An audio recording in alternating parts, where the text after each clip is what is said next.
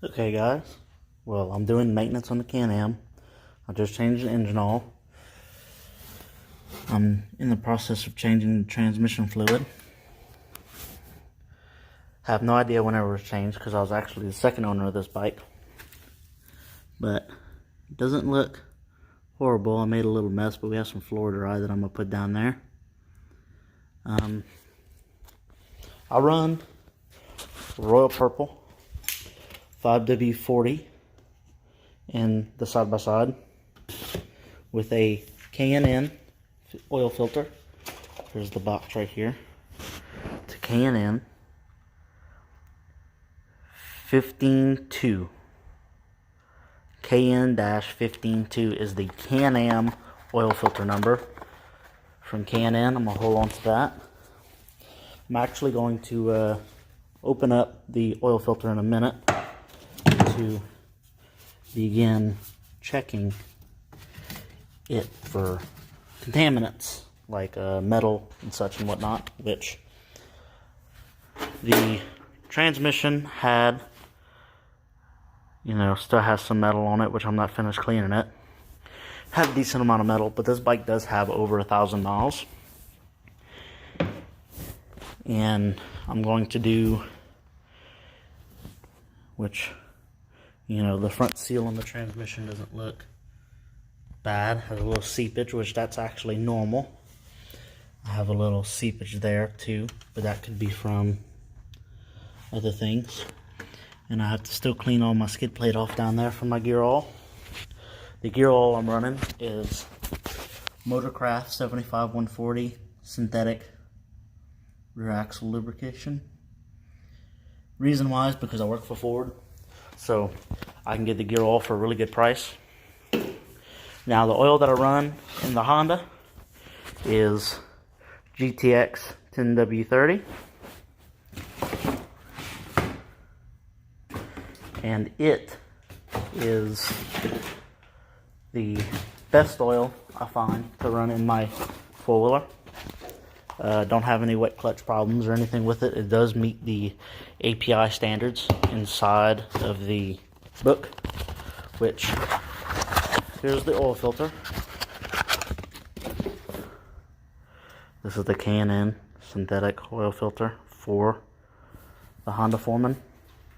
Well, all Honda, except for the new, like the Pioneers and stuff like that. This part number is KN113, and that's the oil filter I run in my bike all the time. The oil filter is actually in it right now. It's a Honda filter, which I think that is the next best to K&N. Just, I didn't have a parts house near me at the time, and I had a extra Honda oil filter laying around. So, I just finished doing my oil change on that. Have all my tools and my straps are all shoved right here on the passenger side floorboard where I have everything all taken apart. And I'm about to start taking my plastics off the Honda to get it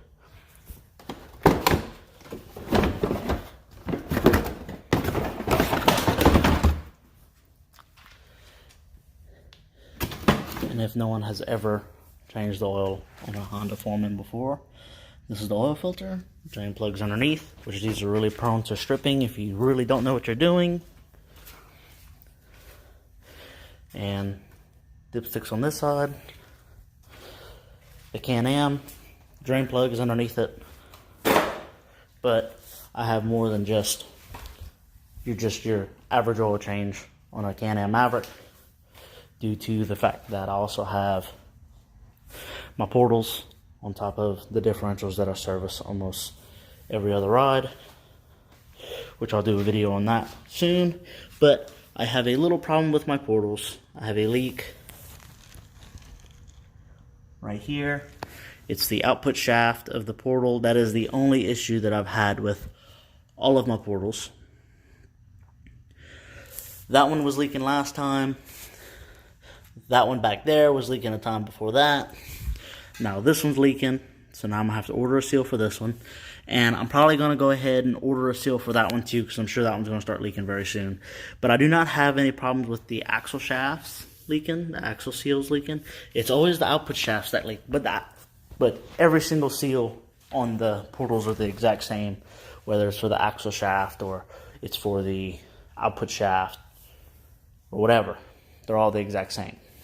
But the new rack is still holding up good.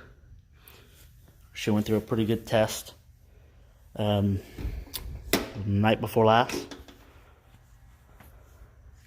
Don't have any videos of that because I forgot to record, forgot to bring my cell phone with me. But